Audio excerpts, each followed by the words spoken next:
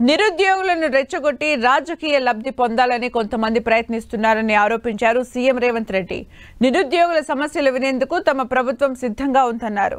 నేతలు చేస్తున్న కుట్రల్లో నిరుద్యోగులు పడొద్దని సూచించారు సీఎం రేవంత్.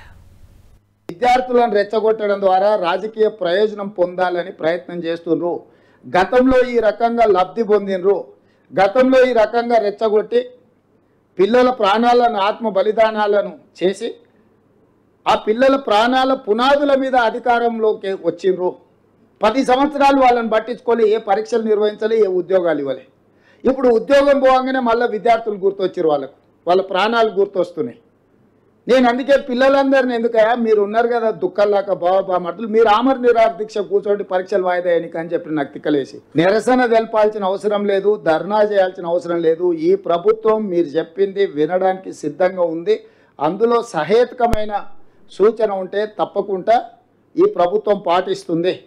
అందుకే గ్రూప్ 2 పరీక్షలు మీరు అడిగినారు, మేము పోస్ట్పోన్ చేసినాం. కానీ పరీక్షలే నిర్వహించొద్దు.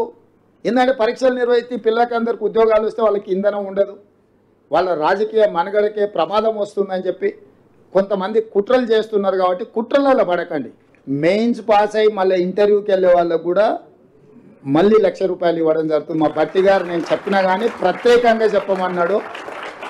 ఇప్పుడు ప్రిలిమ్స్ క్లియర్ చేసి మెయిన్స్కి వెళ్తున్నందుకు మీకు ₹1,00,000, మెయిన్స్ నుంచి మళ్ళీ ఇంటర్వ్యూకి వెళ్ళే వాళ్ళకు కూడా మళ్ళీ ఒక ₹1,00,000. ఎందుకంటే మీరు పోటీ పడాలి, కష్టపడాలి, చదవాలి, ఢిల్లీకి పోవాలి. కాబట్టి